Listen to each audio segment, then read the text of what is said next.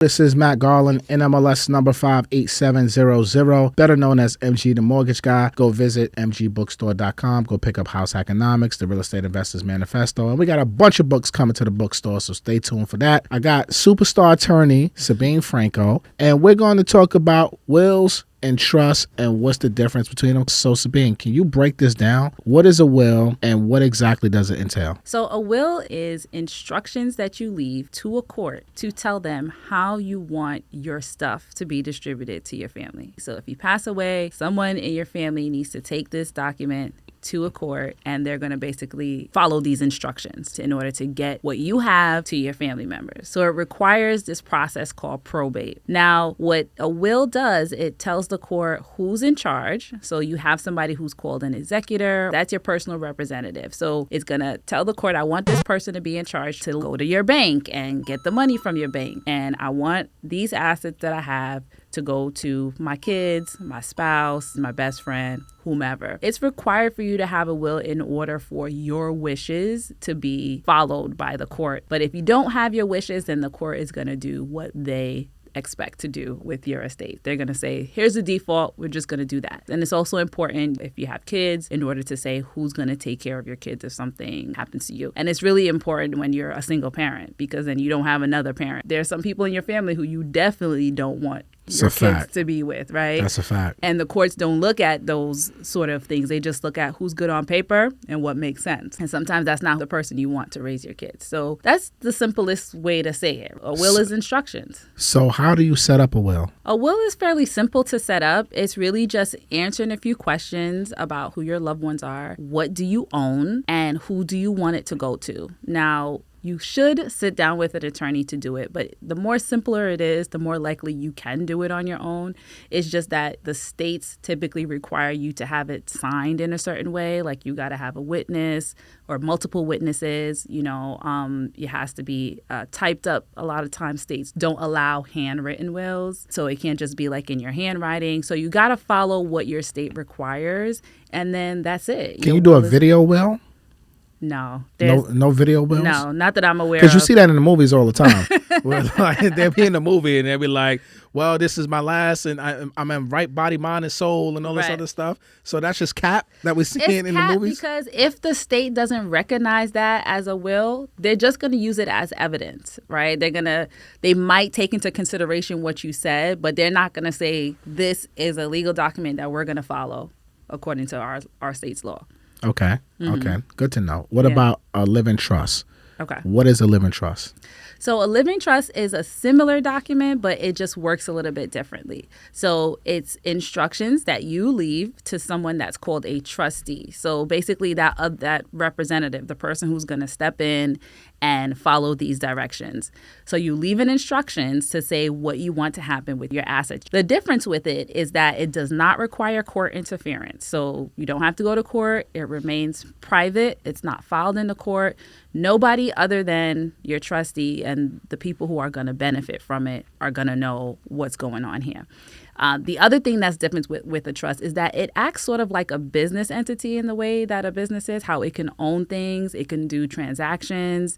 All of your assets should be owned by this trust, right? And when that happens, the person who comes in after you're no longer around can just step in and continue to manage your estate. So say you have, a real estate portfolio and you need to make sure that, bills get paid, rents get collected, managing. Your trustee will be able to continue those responsibilities, right? They can continue with your investments. If you have stocks in the market, they can continue that. Or if they're not savvy enough, right, to do it themselves, they could hire professionals just like you would. They could hire a lawyer, they can hire a management company, but the most intriguing part about it is that it is plug and play. You don't have to have this whole discovery process where your family's trying to figure out what's going on, and you don't need anybody to be legally appointed because you've already done that. What's the difference between a revocable and an irrevocable trust? Yeah. So when you said living trust, that's a revocable trust. Okay. Kind of like goes hand in hand. Same thing. So a revocable trust allows you the flexibility of having full control over what you own. Meaning, once you transfer it to your trust, you could transfer it out. You could decide, I changed my mind, I don't want to leave it to this person, or I want to spend it all, I want to blow it, or whatever the case is. You have full control. You could do it and undo it. Now with irrevocable, you have less control, because when you have an irrevocable trust, what happens is it takes those assets outside of your estate, right? Revocable, it's still yours. You still own it. You're still functioning.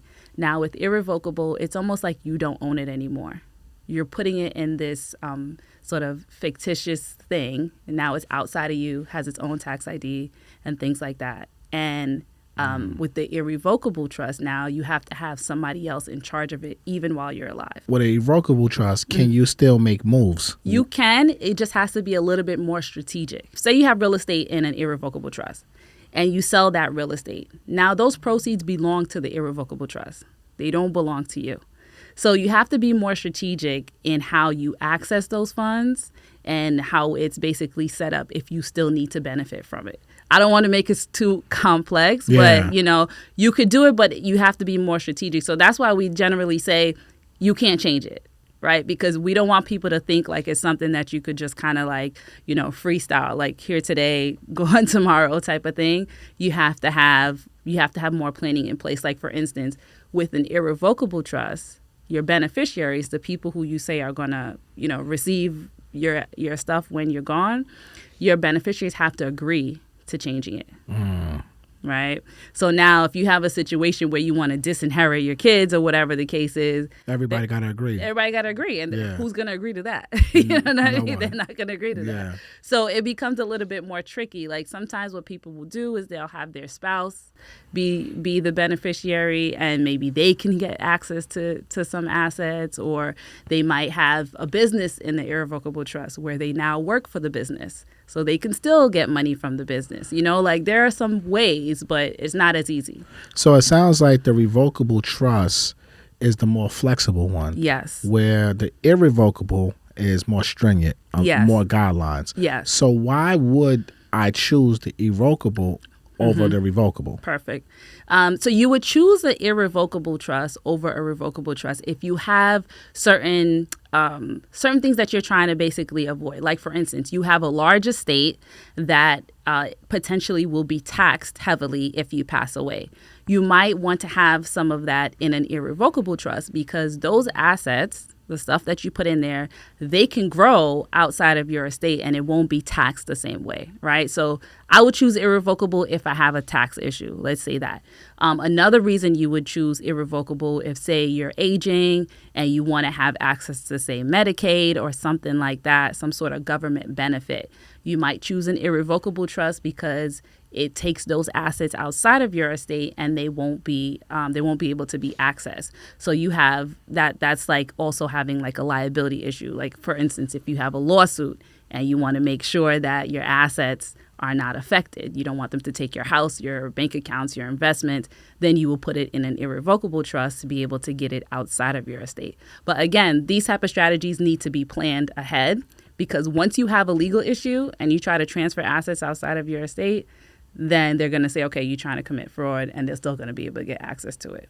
So bottom line is it got to be planned. How much time does it take to set up either one of these trusts that you're looking at, and how expensive could this be? So I would say a good amount of time is like 4 to 6 weeks to be able to gather information, plan it, have it signed, and you're done. It doesn't have to take that long. It could be quicker, but if you don't have to rush it, then don't necessarily rush it, right?